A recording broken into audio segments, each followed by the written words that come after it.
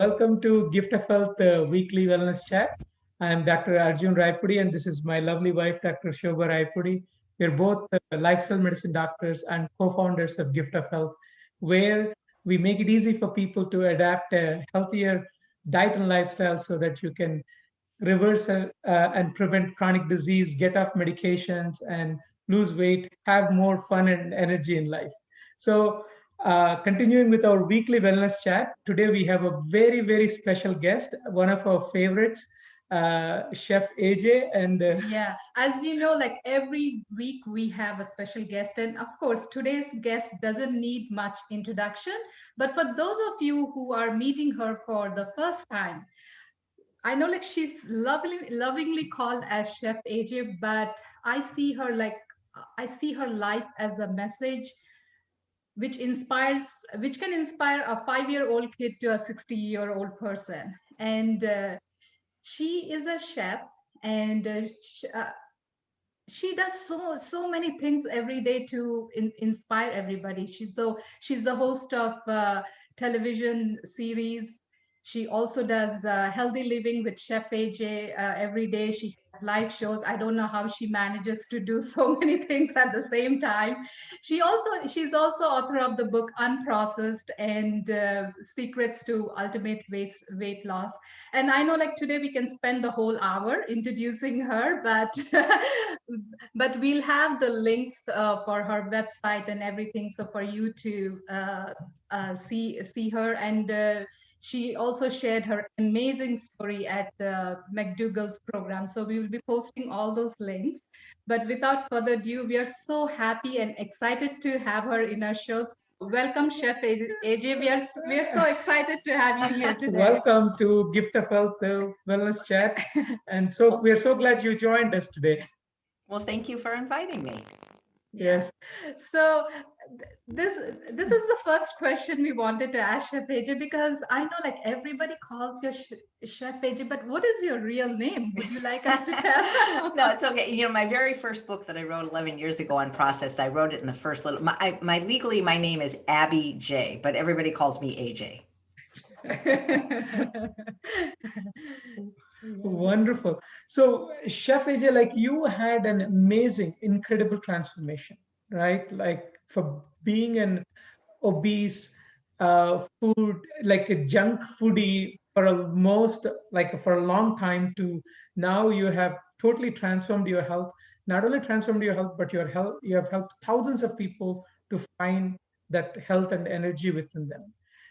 Could you share us your secrets and or the journey? Like, I know it's you've shared it at length, but if you could, we want our listeners to get the some highlights to how you did it. Like, from being one end of the spectrum to where you are now. Well, just by simply not doing two things, not eating animal products, not eating processed food, eating exclusively whole plant foods. Because I was a vegan, I've been a vegan almost 44 years, and 26 years of those 44 years, I ate vegan junk. Cotton candy is vegan, and soda pop is vegan, and Coke Slurpees are vegan, French fries are vegan, but they're not healthy. And so when I stopped eating processed food, refined food, and concentrated only on whole plants, especially those of lower caloric density, not including things that are very calorically dense, like nuts and seeds and avocados, the weight literally just fell off, and it's been this way for about 10 years. Excellent. And you make it sound so simple, right? Well, it's simple. It is simple. It's just not easy. That's right. Yes, that's right. Like other people confuse like simple with you. So simply not eating animal products, not eating processed foods, and applying the principle of like calorie density. Right. I mean, think about it. Like, it may seem so extreme the way I eat, but if you look throughout all of human history, basically all I'm doing is eating what is called food. And parts of the world today eat food. It's just, we have gotten to the point where we think of things that come in a can, a box, a bottle, and a bag, processed food as food. It's not food. That is the problem, is that we call processed food food. It is not food. It is food-like, but it's not food. So if you actually eat food, you will be healthy. And if you need to lose weight, you will lose weight. But you have to actually eat food, things that your great-grandmother would recognize, things without a label. And if they have a label, the label can have only one ingredient, like beans, tomatoes, that kind of thing. Oh, that makes shopping so easy. It does in a way, because you shop the perimeter, you shop the produce aisle, you shop the bulk section. You can't shop the inside of the stores where all the candy, cake, cookie, pies, ice cream, crackers. That's the problem. Is so this processed food is so it's so readily available. It's very socially acceptable and it's easily affordable, but it's not food. And until people understand that it's not food, they're always going to suffer in one way or another. Yeah, that's a trap that many of us fall into, is that, like, it is sold in the grocery section. It is readily available, and it is so tasty, pleasurable for our taste buds. Well, it's Right? addictive. It's more than tasty. See, one of the things that really helped me is that I got very angry when I read two books, and these books have been out probably almost 10 years now, if not longer. And one was written by Dr. David Kessler, who was the head of the FDA under President Bill Clinton. And the other one was written by an investigative journalist who was a Pulitzer Prize winning author named Michael Moss. He wrote the book Salt, Sugar, and Fat: How the Food Giants Hooked Us, in a more recent book called Hooked. And Dr. David Kessler wrote a book called The End of Overeating. And when I read these books, neither of these guys are plant-based, only one of them's a doctor, but they basically said that sugar in all its forms is addictive, fat is addictive, and salt is addictive, and that the food manufacturers and the restaurant industry knew this. And so they created a product that would addict the average person's palate and brain chemistry to their product. And that got me very upset. So it didn't matter if it was Kraft macaroni and cheese in a green and orange box or some ethical vegan company's macaroni and cheese. Once I understood that what these companies were trying to do was make us customers for life, I just stopped buying processed food. So I really haven't eaten processed food. I mean, I still buy, canned salt-free tomatoes. I buy a mustard that's salt-free. I'll buy things like vinegar, salt-free canned beans. But for the most part, I don't buy things that are packaged. I buy real food. And that's the thing, is they are addictive, because they put more sugar, fat, and salt in processed food and restaurant food than they would if you made a recipe at home. And that's why people like going to restaurants and like eating this food, because it creates this addictive like response where more dopamine is released in the brain, and they develop a mild to severe, depending on the person, addiction to it. And like I say, because it's so reinforced, the fact that everybody else, how can it be bad? Just like, hey, back in the day, everybody smoked, even doctors smoked, nobody knew. So how could it be bad? Almost everybody eats processed food. And if it was that bad, surely we would know. Well, would we? We do now. And, when you think about it, when I grew up, I'm 61 years old. And I remember being a little kid and people smoking in the grocery store and in the movie theater and in the airplane. And then one day the Surgeon General came along and said, cigarette smoking is hazardous to your health. Now, people still smoke, fewer than they used to, but there's a warning label. There needs to be a warning label on meat, especially processed meat, and on processed food. But see, it's a $1 billion industry, so that's never going to happen. And I think one day in the far future, I probably won't be here, maybe the processed food industry will be held accountable the way the tobacco industry is, which coincidentally, they're the same people. So the people that own Philip Morris, that own these tobacco companies, when they started losing smokers, that's what they did, is they bought up Nabisco and Kraft and all the processed food industry. And then when they realized people were getting fat and sick from eating their products, now they bought up the diet industry like Jenny Craig and Weight Watchers. So I think they're really evil. And so even if it was just for no other reason, I'm not giving them my money, because I know what they did. And you brought up such a beautiful point, AJ, saying that, like, when everyone around you is eating the same thing, so you don't suspect that this is not good for you. As you were giving a smoking example, and here, like, it's common to eat chips, donuts, or soda, and like nobody would be, I mean, penalizing you for that. But let's say now, if you're smoking, of course, you won't give your kids a cigarette, but you would hand over chips or donuts or things like that. And given today's environment, it is so difficult. So, like, what message would you give to people like who find it very difficult to come out of eating those processed when it is so freely and readily available everywhere? Well, it depends why they want to do it, because, if somebody has 5 pounds to lose, for example, my advice might be different than if somebody that's about to go on dialysis or get their leg amputated because they have diabetes, right? So usually it helps to know why a person wants to do something, because I find if they don't have a strong enough, compelling why, it doesn't really matter what I say. Because if you're the person that's just trying to lose a few pounds to look good in a dress, at a wedding or a reunion, as soon as the event's over, you're going to go back to doing what you're doing.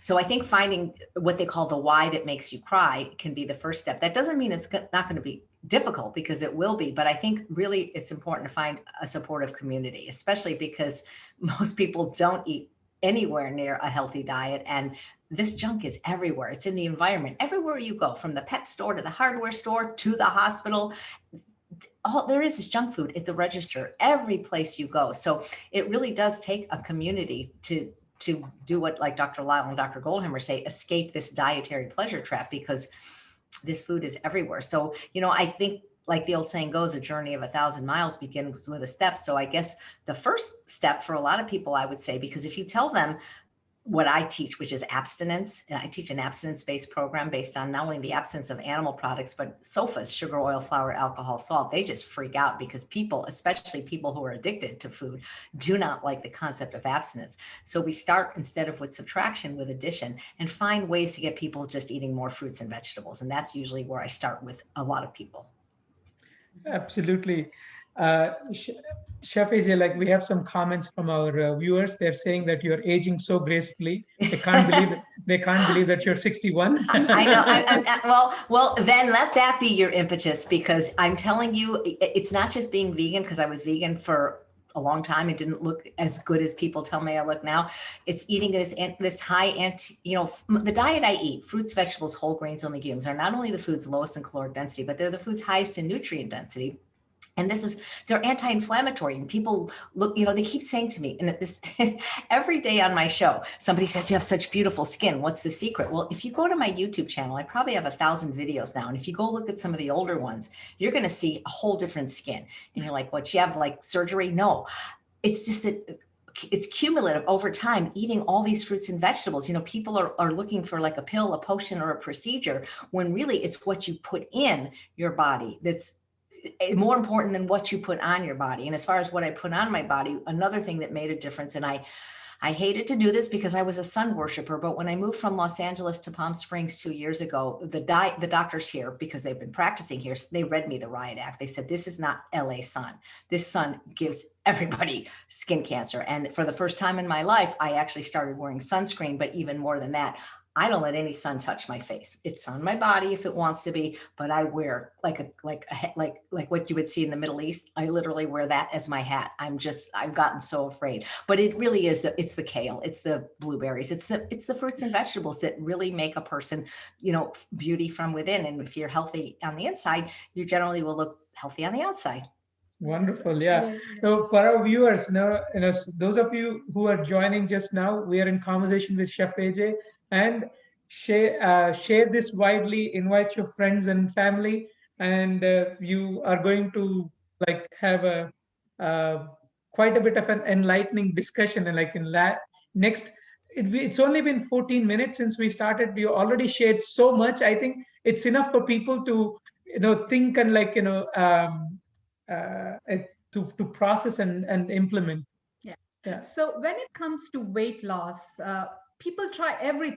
Like they have tried like every diet under the sun. Like even for participants who have come to our programs, they have tried everything, and some of them, like even after going to plant-based, where they're eating whole grains, beans, lentils, vegetables, fruits, nuts, and seeds without oil. So some of them still find hard to lose weight. So they have lost some weight initially when they went from the standard Newfoundland diet or the standard Canadian diet to what we're doing, whole food plant-based way of eating, what we're teaching. They lose some weight and then they hit a plateau. So and then we share some tweaks, but we want to hear from you. Like once people have hit the weight loss plateau on this journey, how do you approach? Like what do you suggest? Well, first thing I say, show me a 3-day food journal. And if you don't have a food journal, that's your first mistake right there, because people that log their food lose like 50% more weight. And I can pretty much tell you by looking at that food journal what the reason is, because a lot of people think that they're eating healthy, and they probably are eating healthy, but they're not eating in a way that's going to necessarily support weight loss for that individual. So first of all, you have to understand that it's genetics loads the gun. So there are people that are more predisposed to being overweight or obese. And that's just a fact, because if we all ate the same diet, we'd still be various shapes and sizes just based on genetics. Some people would be curvier with the ones with the thicker genes, and some people would be more slender. So that's number one. You have to understand, if they are not losing weight, they are at what Dr. Doug Lisle calls a behavioral equilibrium, meaning that's what he calls a plateau, that there's something in their diet that is too rich for them that is keeping them at that weight. So I don't think plateaus are horrible, because you're not gaining weight. That means that what you're doing is going to maintain that weight. And so what we have to look at is what I call caloric density. And so a lot of times people say, they're eating whole food plant-based, but they're eating bread. Bread's not whole food. Do you ever see a bread tree in nature? Nope. Bread tree. Bread is 1,500 calories a pound. The whole grains that made that bread are 500. A lot of people are still eating at restaurants. They go, well, I said no oil. Well, come on, I was a restaurant chef for a year. There's no such thing as an oil-free meal. I mean, there's 2 restaurants in the United States, Green Fair in, I believe it's in Virginia, and Casa de Luz in Texas. You can get an oil-free meal, but they don't make your food at a restaurant, they assemble it. And so everything is already cooked in advance. So when you say no oil, there's still oil in it. There's residual oil and salt. So a lot of times they're still eating at restaurants. That's another thing. And usually when somebody tells me they're not losing weight, especially, if they have, substantial weight to lose, they're just not eating enough vegetables. And that is the bottom line. My mentor, Dr. Ellen Goldhammer, always used to say, show me an overweight person and I'll show you someone who's unwilling to eat enough raw vegetables and steamed vegetables and raw salad, because vegetables are really the secret to weight loss. They're the foods not only highest in nutrient density, but the foods lowest in caloric density. Raw vegetables like salad and things like that are 100 calories a pound. When you steam them, are about 200 calories a pound. And when you eat vegetables, and I recommend vegetables at every single meal, including breakfast, eating them first, eating at least minimum 2 pounds a day, you dilute the overall caloric density of your food. So it is possible, if somebody has very thick, sturdy genes, they could be, but if they're not including enough vegetables, it's possible that they can be at the plateau, but it's usually not that because they're just eating too many potatoes, rice, or beans. Something else is sneaking in. They're eating dry things like crackers, cookies, cereal, bread, pasta, which, those things can be as high as 1,800 calories a pound. Or, I'm not telling you that people are liars, because I was an obese vegan when I wasn't eating sugar, oil, and salt, but whole food plant fats are very calorically dense. Nuts are 3,200 calories a pound. Peanut butter, you can have, for the same amount of calories and 2 tablespoons of peanut butter, you can have like 3 pounds of zucchini. So people are putting a lot of tahini dressing on and using, a lot of nuts and nut butters, things like that. Also, if they're eating salt is a very powerful appetite stimulant that causes you to eat about 11% more calories. So what I do is I go by this chart. This is my calorie density chart. And all the foods in green, I tell people to eat ad libitum, which means as much as they want, as often as they want, whenever they want, until they're comfortably full, which means satisfied. The foods in red, I tell people to avoid. And the foods in purple, I tell them just be mindful, because they're calorically dense. And so if you keep your average calorie density to about 567 calories per pound, not per day, because we do eat pounds of food, even though you may think you don't. Dr. Barbara Rolls at Penn State, in her lab that studies human eating behavior, discovered that everybody eats about 3 to 5 pounds of food a day. And so if you want to keep eating the same amount of food, you have to just lower the caloric density of that food. So for example, vegetables are 100 calories a pound. Oil is 4,000. There's a 40-fold difference in the caloric density of food. So even just a little bit of oil could be the reason your weight loss has slowed or stalled. So yeah, that's I've never seen this not work. And I know that because you said we met at the McDougall program, and nobody goes there and doesn't lose weight, or True North, when you're eating the diet consistent with your species' natural history and not adding a bunch of chemicals to it like sugar, oil, flour, alcohol, or salt. You have no choice but to lose weight. So the first thing I'd say is up those veggies and stop the things to the right of the red line. Yeah. Excellent. So that is the calorie density has been like a game changer, Changer. right? Like even for your personal journey, like applying that, eating more vegetables. And I love the way Dr. Goldhammer said, like, show me someone that fat person, and I can show you the how unwilling they're there to eat more vegetables. Uh, and do you have like what kind of suggestions or tips do you have to get these vegetables more palatable? Like, your expertise is you're a chef, and can you give us some secrets and ideas like how to make these vegetables more palatable?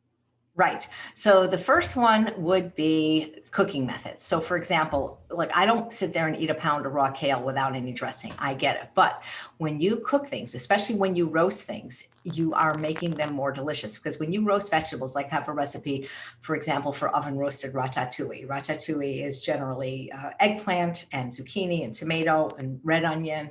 There might be some garlic in there. And when you roast things, you caramelize the natural sugars in the vegetables, so they actually taste sweet. You also, when you cook vegetables, you're decreasing the volume, which makes it easier to eat larger servings of them. Air fryers, for example, you can take anything like Brussels sprouts or cauliflower or broccoli, you put in the air fryer. It's crunchy, it's delicious. Sauces, for example, I have lots of recipes free on YouTube. You don't even have to get my books. Things like yummy sauce, one sauce, just putting a delicious sauce. And a lot of times I'll just use balsamic vinegar, not the regular store balsamic vinegar that's 6% acidity and very liquidy, but a good quality reduced balsamic vinegar like California balsamic. And I make a little marinade with that and some salt-free mustard, and I glaze my vegetables with it, and it's delicious. So that's one way to make it delicious. But also, part of the problem isn't that the vegetables don't taste good. It's that people are eating so many other things that in their mind taste better. And you have to understand, taste is subjective. We develop taste preferences for what we habitually eat. And if people are still including, the high fat, high calorie foods, if they're eating chocolate and they're drinking coffee and alcohol and eating, all kinds of things, vegetables can't compete with that. And so you have to go through this process called neurological adaptation or neuroadaptation, because it takes a while for lower fat foods to taste better. I just was watching right before we logged on a webinar with Dr. Esselstyn from Forks Over Knives, and he was saying they did some studies at the Monell Chemical Census Bureau, and that it can take like 90 days for people adjusting from a higher fat diet to a lower fat diet. And for salt, it can take about 30 days. So part of the problem isn't so much that it doesn't taste good, it's just that it doesn't release as much dopamine, this pleasure chemical, as eating these high calorie foods. And so then people say, well, I don't like the taste, because really what they're saying is this drug isn't strong enough. Give me a stronger drug. That's so true, AJ. Like coming from Indian culture, the way we cook is we taste the food. We go by the taste. It doesn't matter like how much like if it doesn't taste good, like we adjust the salt or add some more butter or add some more chili powder. So that's how it goes. And even yesterday, like we were thinking, it's so funny, like given like India has varied culture and the food also differs from region to region. So a person who is living in South, if he travels to North, they are very worried that would they be able to eat the North Indian food, and the same applies for, because they are so much addicted to the taste of the foods that they are eating. And it's very difficult. So even on a plant-based diet, in India, like we cook everything to death. So like every vegetable, we hardly eat anything raw, and the taste is such an important component for us. So for people, as you said, so when they are trying to eat vegetables or anything, so what they're looking for is the taste, or it's not giving the same pleasure. The The thing is, just to add to that, the things that you stated, like, hey, it takes some time for your taste buds to adapt. I think that is such an important point that we need to stress on is like we get a new set of taste buds in about 250 hours. So in 10 and a half days, we get a new set of taste buds. So for simple taste, it could be just 10 to 11 days you'll start to adjust. But for the difficult ones, like you stated, for salt or the fats like cheese, it may take up to 30 to 90 days. I think knowing that, it gives us confidence. Hey, okay, uh, I just have to go through this for a certain amount of time. And what we found is, like, during that time, if you are able to find tasty alternatives, like someone addicted to fat, like if you're able to make cheese sauce with some nutritional yeast, or like some potatoes Potatoes, and you know uh, carrots. carrots. And so having alternates, like tasty alternatives, and knowing this information, how our body works, is so helpful. Yeah, and also like in the house, we tend to go for more caloric dense food. So let's say in the house, like we may have all the whole grains, legumes, but as you said, we may reach for the bread. So it's better to. So I mean, like we tell our participants, it's better not to have in the house, like if you want to avoid them. And some of us may go for avocado if that's the only caloric dense food in the house. We may reach for that. Well, that's why I have a saying, if it's in your house, it's in your mouth. And exactly what you're talking about is what they talk about in the book, The Pleasure Trap. We're genetically hardwired to always prefer the most calorically dense food in whatever environment we're in. So if it's in your house, it's not a question of if you will eat it, just when. So really, this, I had failed at weight loss for 52 years until I finally lost weight. And my secret isn't that I have this extraordinary amount of willpower, it's that I don't let a crumb, a drop, a morsel of non-compliant food in the house, because then I'm never tempted. The most calorically dense thing in my house is beans at, 550 calories per pound. So, you can't, you really, it's really, it's really hard to overeat on whole natural food, because there's the fiber in the water that's in there that's going to get you full. That's the problem with processed food. There's no fiber and water in it. And same thing with animal products. And it's the fiber and water together, which creates what's known as bulk, that gives you that feeling of fullness, that creates satiety, that tells you to stop eating. So if you're eating food without water and fiber, which is processed food and animal products, which is what Americans eat over 92% of their calories from, of course, you're going to either be overweight or have a lifestyle disease, or both. So, what would you say to people, Chef AJ, like when people are trying to lose weight? So, like, for example, either keto diet or paleo diet, and and sometimes in the same household, you may have one person trying the plant-based diet, the other person trying the keto diet, and losing weight at the same time. And when there is a clash, okay. So when it comes to losing weight, we can also try to do with animal-based food. So what would you say? Well, I would say that the only diet that's going to be sustainable is the one that you can do for the rest of your life. And I don't know anyone that can do keto for the rest of their life. Keto is not a healthy diet. It is not healthy for your health. It'll create heart disease or diabetes. It is not healthy for the animal, and is certainly not healthy for the planet, which is being destroyed at an unprecedented rate. So you can lose weight very quickly by going into ketosis, but the minute you eat anything that is not on that diet, the scale will go up, not because you've gained fat, but because now your glycogen stores have been replenished. And, we store glycogen, several pounds in our muscles and in our liver, maybe up to 4 pounds. And people go, see, carbs make me fat. No, they don't. It's the keto is a trick. And so I would tell people that you have to first focus on being healthy, and the diet that's going to make you healthy is a whole food plant-based diet, not a keto diet, not a paleo diet. And when you do that, the weight loss will come. It is going to be slower because it's not a trick. It is for real, but you get to eat large volumes of delicious foods. So when you have a house divided, somebody's going to fall, unfortunately. It's very difficult when you're in an environment where people don't agree on the basics, like what to eat, because somebody's always going to end up tempted and going off their plan.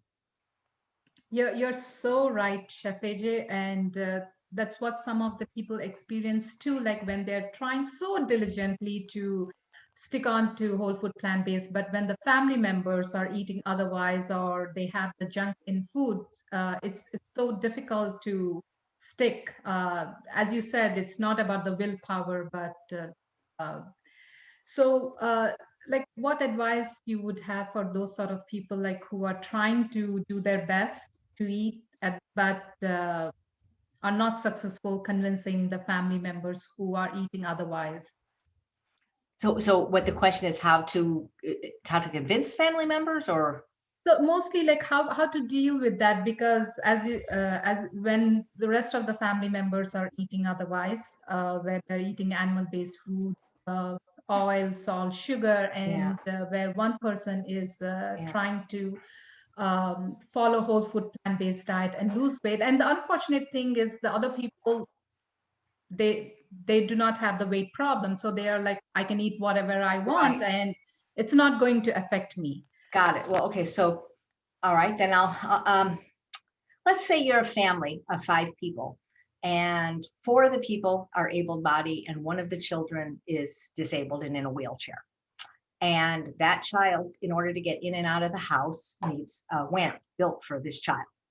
So do you say to that child, well, the other 4 of us can walk, so figure it out yourself, kid? No, you always defer to the person that has the greatest need. And the person that is struggling with food addiction, just like if somebody was an alcoholic, you would not bring alcohol in the house. The alcoholic doesn't tell the other people you can't drink, but just not around me. And it's the same thing with food, because that person, if they're overweight, is probably also a food addict and will be very tempted by these things. And so they need to figure out a way, whether it's some kind of negotiation, maybe working with somebody that specializes in this, like the plant-based psychologist, Dr. Doug Lyle or Dr. Jen Hawk, where they can negotiate a clean environment, at least for a period, because that's when it's very most important when they're starting out for that person. So those people that don't have a weight problem, if they're eating keto, they have a health problem. Maybe they don't know it yet, but I bet you anything, we do an arterial scan, and I bet you they have a health problem. And if they're children, why are you feeding? You don't want to be feeding children that, so just because they don't have a health problem, I would say they don't have a health problem or a weight problem yet. So they have to defer for the person that has the greatest need, and they need to eat those foods outside the house. If they won't, the only other thing that I've seen, and I don't want to say it works because it's difficult, is you get separate refrigerators and you have lock cabinets for their food, but it's very, very difficult for people in an unclean environment. And I don't have a solution, and I don't want to deter people from even trying. I can't say that if you're in an unclean environment, you'll fail, but I can say that I've never seen anyone in a clean environment that hasn't succeeded. It is so difficult when you are genetically hardwired to always prefer the most concentrated source of calories for survival. So you may be able to white knuckle it for a time and use willpower, but at some point those foods are going to call on you and you're going to lose your resolve and you're going to eat them. So you have to have a discussion with your family saying, look, I love you. I want to be around to take care of you. How will you feel when I'm gone? Because at the rate I'm going with this food addiction and this weight and this disease, it's going to be sooner than later. So if you care about me, if you love me, then you're going to have to start eating these foods outside the house. The worst is when the mother is the one that has to shop for them and prepare them. They're going to have to just learn to say no. And if they can't, then they need to hire a psychologist like Dr. Lyle or Dr. Hawk, who helps negotiate this clean environment based on the personalities of this party. But a truly loving family member will support someone in recovery. It is the responsibility of the other people to support the one with the greatest need. And this is what drives me crazy about people. If they say they love you and then they treat you like this, and often even sabotage you by having these unhealthy foods. If these foods are not healthy for you, they're not healthy for your children or anyone else. And while you don't tell people not to eat them, they can't eat them in front of you. So that's what you got to do. But it's very hard because most women are people pleasers and they won't stand up for themselves. And, all I can say is nice girls finish fat.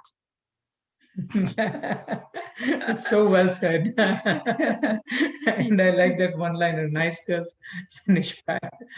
Oh man. Yeah. So and also just like in our experience, what we found is like if people persist on this path, that many of the time that they're able to succeed and even maybe able to help the other family members to get on their path as well. Yeah. And maybe, show them right now, Forks Over Knives is streaming for free. Maybe show them a movie like Forks Over Knives so that they can understand from the health standpoint. If there's children around and there's some compassion in these people, a movie like Earthlings, if more they care about the environment, than a movie like Cowspiracy, if what they care about is athletic performance, Game Changers. There seems to be a documentary now for every aspect of planetary and plant-based health that maybe somebody could reach. But the thing is, the truth is, if they're eating this way, they're probably just as addicted. It just doesn't show up on their body. And just because you don't have external body fat, you can still have visceral fat. A lot of people have the fat on the inside around their internal organs, which is much more dangerous than people that wear their fat on the outside. So, when people say, well, they're not overweight. So what? So they're not overweight. Skinny people drop dead from strokes all the time. Excellent. Yeah. So true. So like we have some questions. So yeah, so one of them is asking, what about fruits? I know like you recommend vegetables. So is it okay to eat fruit when you're trying to lose weight? Yeah. Well, here's the thing. Fruit. First of all, some of the vegetables that I mentioned earlier are actually botanically fruit. People don't think about them because they're considered culinary vegetables. But zucchini, eggplant, tomato, cucumber, okra, bell pepper, these are fruit. They're 67 calories a pound. Knock yourself out. But even fruit, with the exception of, I think what's the most calorically dense fruit, avocado, 750 calories a pound. Everything else is about 200 to 400 calories a pound. Bananas would be on the higher end because they're a starchy fruit, but berries, oranges, apples, pears, 200 calories a pound. A lot of fruit, cherries, 300 calories a pound. Like vegetables, fruit is mostly water. It's water and fiber, vitamins, minerals, phytochemicals, antioxidants, and micronutrients. No one has ever become overweight or obese eating fruits and vegetables. How do we know this? There's a group of people in the world, and they have different names. Sometimes they're called fruitarians. Sometimes they're called raw foodists that follow an 80-10-10 diet. And literally all they eat is fruits and vegetables, which means the highest calorically dense food they're eating is 400 calories a pound. They have to eat about 10 to 14 pounds of food a day when they're eating that low on the caloric density scale. They are always lean. Have you ever like walked around and see an obese person eating an apple or a carrot? No. Fruit does not make you fat. Fruit does not make you diabetic. And this is whole fruit though. I'm talking about whole fruit. I'm not talking about eating raisins and dates and dried figs and things like that. But whole fruit, it's mostly water. The thing is it's not that hard to get people to eat fruit, especially now with summer coming and cherries and watermelon in season. What's harder is to get people to eat vegetables. So eat them together. If you don't like eating steamed kale, try putting a little pineapple or mango in it. Delicious. That's a great idea. There are some questions from the viewers for you exclusively, Chef AJ. Like they're asking, have you ever tried exclusively raw food diet? I did. And I did that, let's see, would have been 2003. So in 2003, January 1st, I woke up bleeding after using the restroom. I was obese at the time, and I had been vegan for 26 years. It turned out I had edematous polyps in my sigmoid colon. They called it pre-cancer. They said if they weren't removed, they would turn into cancer. So the July of that year, July 6, 2003, I went into the Optimum Health Institute in Lemon Grove, California, where I was put on a healing raw food diet. I stayed on it for 2 years. Now, I didn't understand caloric density yet. And so I couldn't just eat fruit. I mean, not that I couldn't, it was really hard to just eat fruits and vegetables for me because I was avoiding starch, which I don't recommend. So what I was doing is I was eating a lot of the high fat plant fats, tahini, avocado, nut butters, just to get enough satiety. But it's a very healing diet. But if you're not doing it in the low fat manner that people like Robbie Barbero of Mastering Diabetes does, it doesn't always lead to weight loss. But raw food in the terms of eating fruits and vegetables, knock yourself out. They're even better for weight loss because here's the thing, when you're chewing burns up calories. Digesting food whole, not in smoothies or juices, you burn about 12.5% more calories. So eating as much raw food as you can in terms of fruits and vegetables, that is going to be terrific for health and weight loss. It's just that when you cook your food, and most people aren't cooking fruit too much, but vegetables, you decrease the volume. And in that case, you're able to eat more. But I think for some, look, I reserve judgment because there are people that are doing the raw food diet and they're very healthy. I'm always cold. That's why I moved to Palm Springs. And so I like having some warm food. I like having starch, but hey, if it works for you, here's the other thing. And I probably should have started this whole talk with saying this, and this should be my t-shirt. I tell people, do the least restrictive program that you can do that will give you the results you seek. And the thing is, but if what you're doing isn't working, you might have to try something else. So if people look at my diet like, oh, I can never do that. Well, you're probably right. So find a diet that works for you that you can sustain, because if what you do isn't sustainable, then the results you get won't be permanent. Excellent. Yeah. So Ganesh is asking, like, which sweeteners do you consume? Fruit, the whole fruit, and nothing but the whole fruit. Yeah. Excellent. Yeah. And what's your experience with the stevia? Like, have you? No. Worse. Okay. And why am I saying this? I'm not a doctor, but I run summits. I don't run them. I host them. And I've done 4 of them now. Every year I do what's called the Truth About Weight Loss Summit. And just last year, I did the GI Health Summit. I interviewed 40 people in the GI health space, mostly gastroenterologists, but a few registered dietitians. And it is worse because it is a nightmare for your microbiome, which is really important for all aspects of your health. And it's actually causes more cravings than real sugar. And Dr. Furman has talked about this in a few of his lectures. So we have taste buds on the tip of our tongue for sweet, also for salt. And so when our tongue tastes something sweet, our brain gets really excited because that means we're going to get some calories. Well, there's no calories in aspartame, erythritol, xylitol, all those weird fake sugars. I mean, stevia itself, the leaf is not fake. But most people aren't eating the leaf. They're eating a highly processed white powder or liquid. And my motto has always been, if you can't make it easily in your own kitchen, don't eat it. I can't make agave maple syrup, liquid stevia, powdered stevia. I can make date syrup in my own kitchen by boiling dates, or I can make date paste. So, I can't make honey. That's from that an animal makes that. And so what happens is because stevia has no calories, but it has an intensely sweet taste, your brain is like, oh, calories are going to come, but they don't. And so it actually, you still have that insulin response, but without the calories. And so you end up being more hungry and you end up eating more. So I find that people that use the artificial sweeteners generally are much heavier than people that don't. I mean, as much as I don't like sugar, I think sugar is better. And it's not good, but I mean, it's preferable.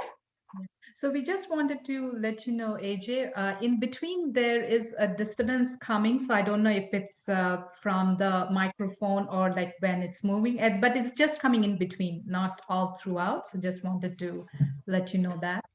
So this is this question is about, do I have to use everything organic? Like, what's your take on just using conventional stuff as well?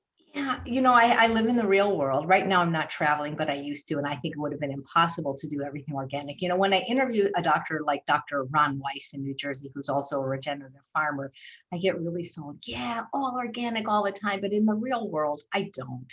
I recommend people go to the EWG.org, the Environmental Working Group.org, and they have a list called the Clean 15 and the Dirty Dozen.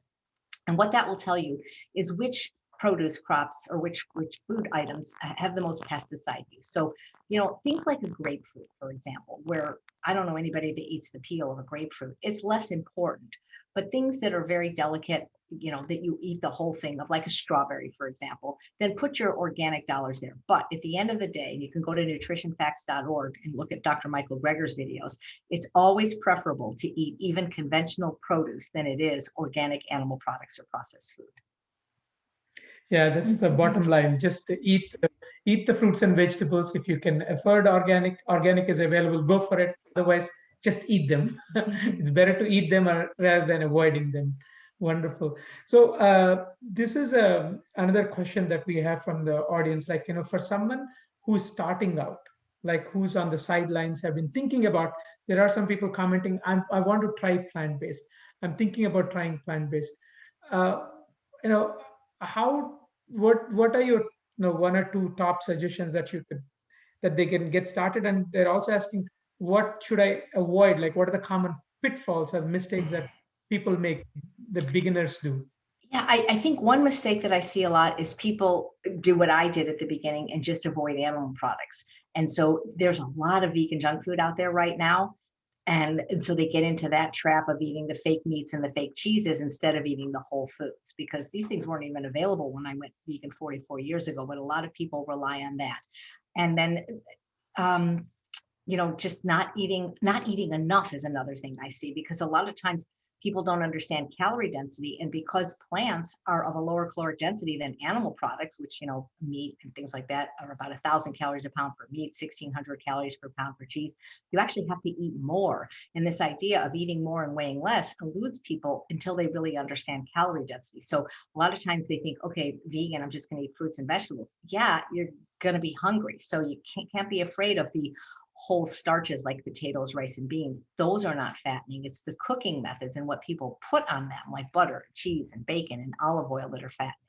So those are the two things that I see happening. People don't eat enough, and they go the junk food vegan route, which is better for the planet and the animals. But if your goal is health and weight loss, that could deter you.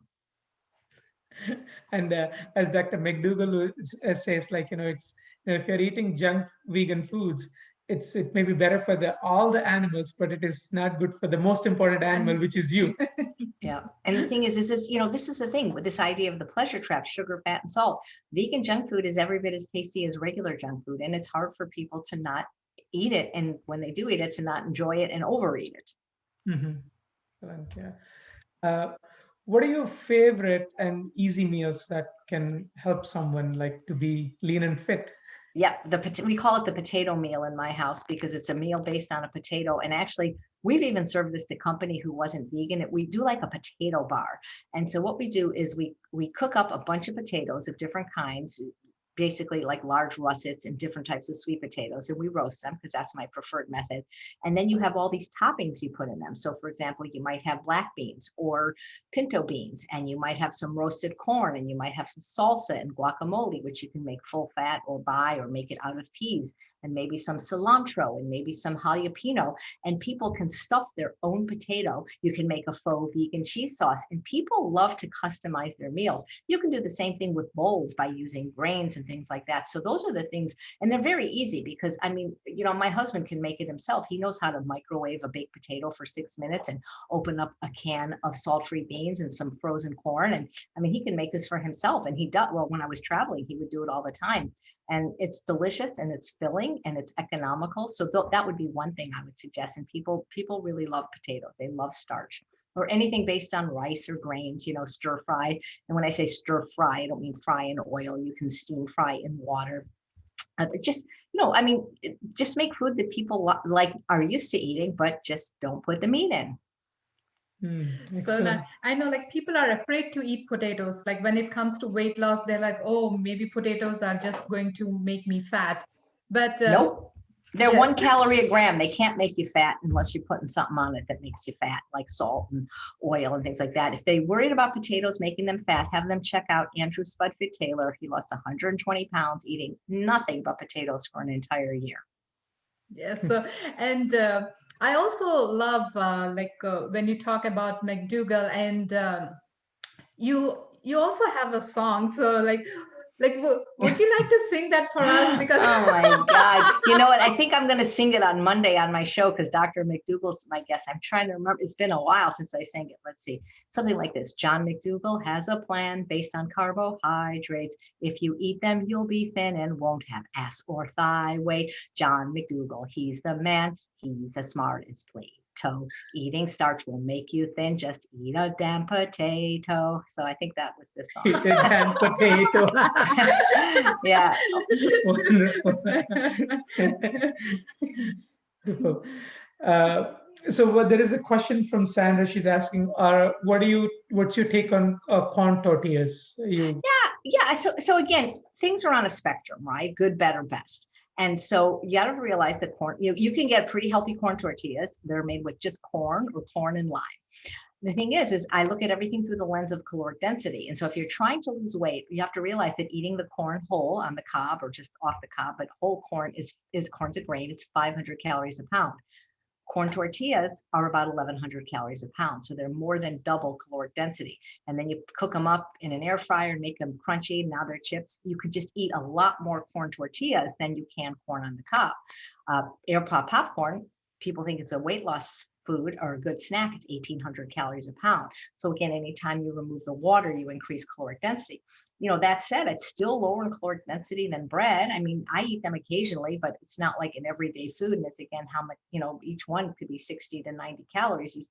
Food still, still caloric density still matters, but they're not like evil or anything like that.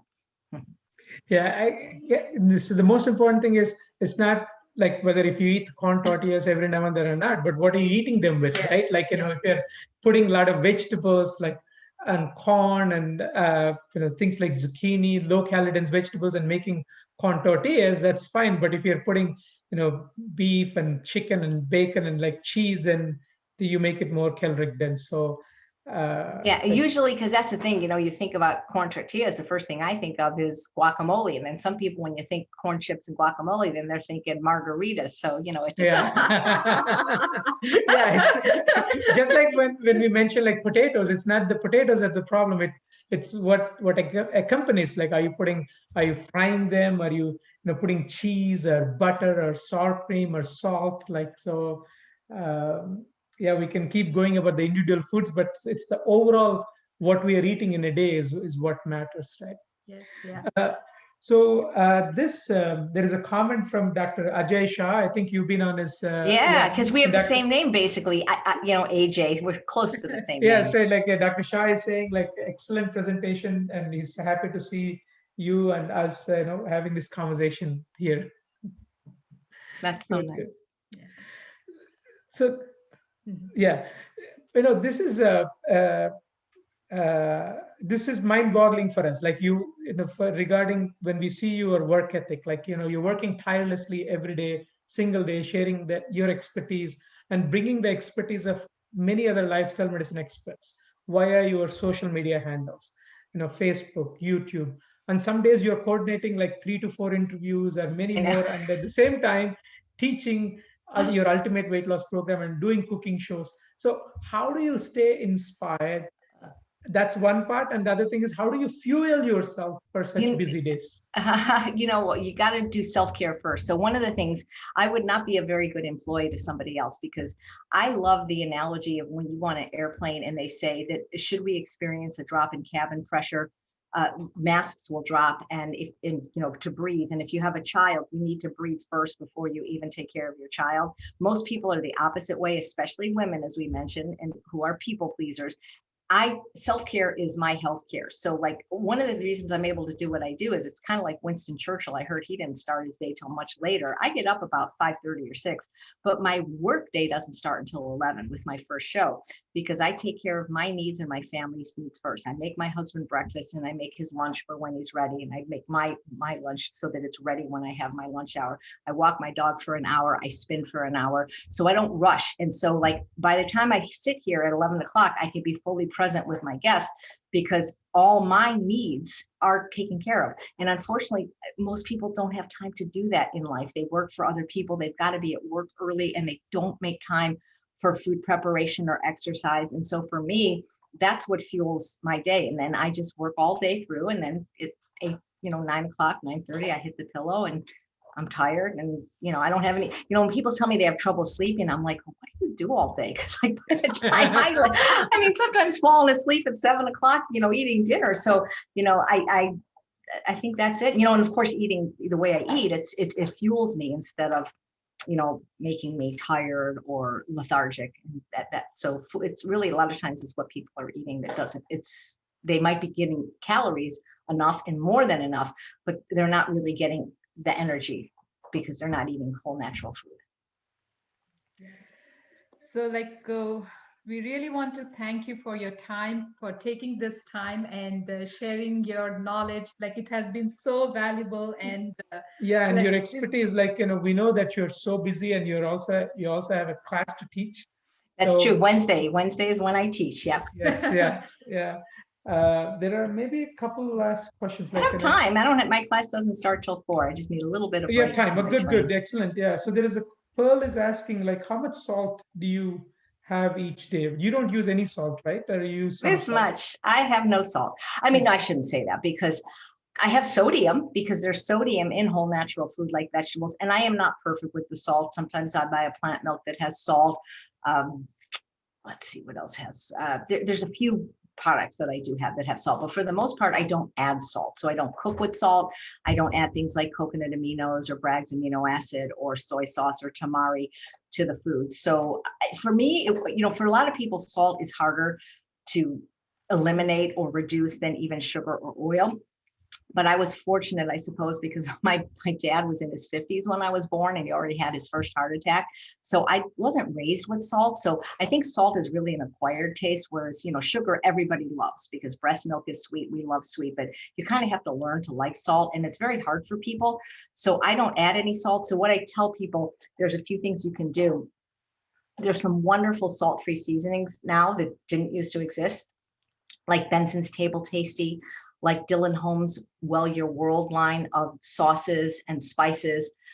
Local Spicery has a pepperoni spice. So there's all these wonderful spices now that are salt-free. And if somebody really felt that wasn't enough, There's low sodium miso, not regular miso. Miso can be as high in sodium as salt, but low sodium misos have about 110 milligrams of sodium per teaspoon, as opposed to, say, table salt, which has 2,300, and coconut aminos has about 90 milligrams of sodium per teaspoon, which is a lot less than the 2,300. So I would recommend those things. But, and also once it's sort of like once you don't eat salt, you kind of lose your taste for it. And then when I do get it, it's like, it doesn't taste good to me. So that's what I recommend to people. Sea vegetables are very salty. I do eat some dulse. I like smoked dulse, and that tastes really, really salty to me. So yeah. And, Dylan Holmes makes a sriracha sauce that's like amazing on everything. And so I don't miss the salt because I have lots of flavor coming from other sources. Excellent. Yeah. Salt is a quite a tricky thing. Like for many people who's been on the plant-based journey, what we found is in our experience, like some people do okay with salt, but for about like 30 to 50% of people, like the salt, just the taste, the salty taste makes them, eat more, like 20 to 30% more. As you even research shows that like with salt contributes to weight gain in many ways, not just eating more, not just food retaining. So it's like, an appetite it's an appetite stimulant. Yeah. So we have one question. I'm going out to Chinese food on Friday night with friends. The only thing I can order is rice and steamed vegetables. Anything else you can think of? And if they have soy sauce. Well, the thing is I would call the restaurant first, because believe it or not, they don't do this as much in Asian restaurants as they do. And I know in places like Chipotle, some places actually put oil in their rice. And I'm not kidding, like Panda Express. So you might want to check. And some people actually cook their vegetables, steam their vegetables in chicken broth. So if you're a vegan for ethical reasons, you might want to check there. I would look up the menu and see what they have. You might be able to get some kind of a tofu dish, but in general, restaurants are not places for people that are trying to be healthy and lose weight. There's just not, unfortunately, a lot of options, because that's how they get you to eat their food and buy more of it, is by putting a lot of sugar, fat, and salt in. So I would eat before you go, and then just either have some tea or just, do the best you can. But I don't eat at restaurants. I mean, that's what the best thing about the pandemic is, nobody wanted to go. They weren't even open. So, and if I do go, it's like dragging, kicking and screaming once a year, because my food tastes so much better. You know what you could do though, is because soy sauce is very high in sodium.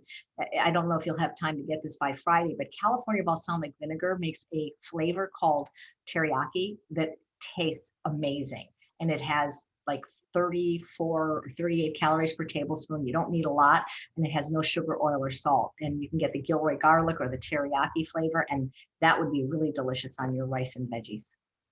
Wonderful. Yeah. So sometimes, just to add to what you shared, Chef AJ, what we share is like, if you're going to a Chinese restaurant, you could have this vegetables and rice as a stir fry, but you make sure you tell them that you're allergic to oil, so that they don't put any oil.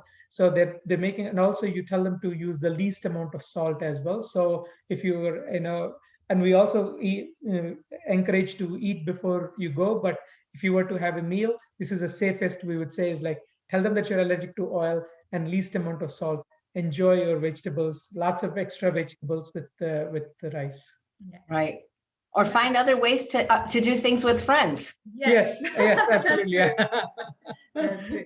So we'll just wrap up with this last question. So Chef AJ, appreciate all your efforts. Just curious, what do you usually eat on a daily basis? So what I eat is two different lunches, and because I love them, I alternate them. It's not because I have to eat the same thing every day, but I really do love sweet potatoes and broccoli. I don't eat the orange ones. I eat the henna yam, which is creamy and it tastes like cake, and it's beige on the outside and kind of off-white on the inside. So I roast those, and I love to have those with broccoli. That's one of my favorite lunches. And the other lunch is I make a huge chopped salad. Actually, my husband does it. We have this wooden bowl called the Holland bowl milk, and with a mezzaloon, he finely chops the power greens, carrots, 2 kinds of cabbages. So it's really small, and I put my lemon poppy seed dressing on it. Sometimes I sprinkle it with jalapeno powder. And then I eat my other favorite kind of sweet potato, which is called the murasaki, or the Japanese. And oftentimes I will air fry those. And so those are my 2 lunches, and they're very filling and satisfying. And let's see, for dinner, I I have a few favorites. I do my cauliflower bisque over rice, or I'll do one of my burger recipes. And by burger, I mean plant burger. I have different varieties. What else do I like for dinner? Oh, stir fry, which, again, is just basically my version of unfried vegetables. Usually I make a peanut sauce, but see, I make my peanut sauce out of chestnuts, so it's low in fat. And all those recipes are in my book or on YouTube. So yeah, just starch-based meals, but with a lot of vegetables and fruit for dessert. And that's kind of rinse and repeat. I only eat 2 meals a day because I've never eaten breakfast, even when I was heavy. Unless you count a Coke Slurpee, never been a breakfast eater. So I guess you could say I do intermittent fasting, but not because it's a thing, just because I don't get hungry till lunch. Excellent. Yeah. And thanks for sharing. And we encourage all the listeners to check out Chef AJ's books. Like, she's the author of many popular books. One is Unprocessed, How to Achieve Vibrant Health and Your Ideal Weight. Another book is The Secret to Ultimate Weight Loss. And then there is a book on that you could download from your website, from Chef AJ's website. It's called A Date with Dessert.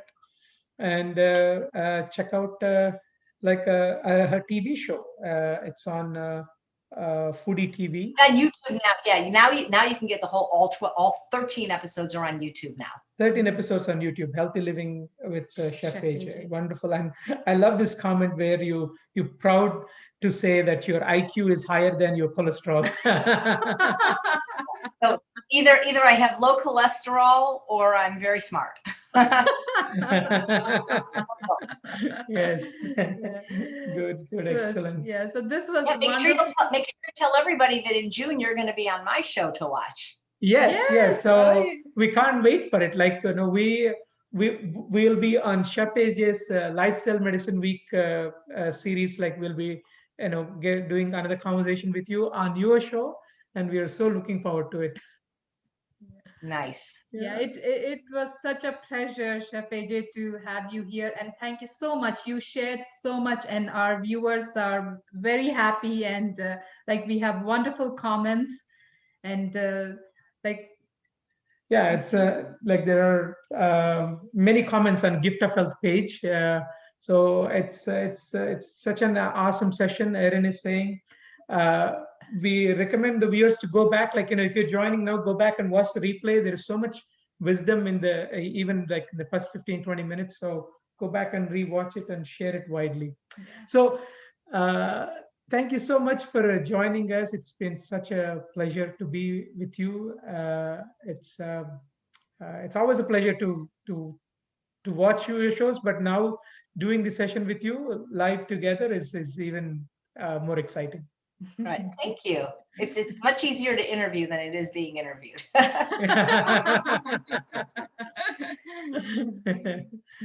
Okay. so thank you so much. Thanks, So everybody. Best of health, everybody. Eat your veggies.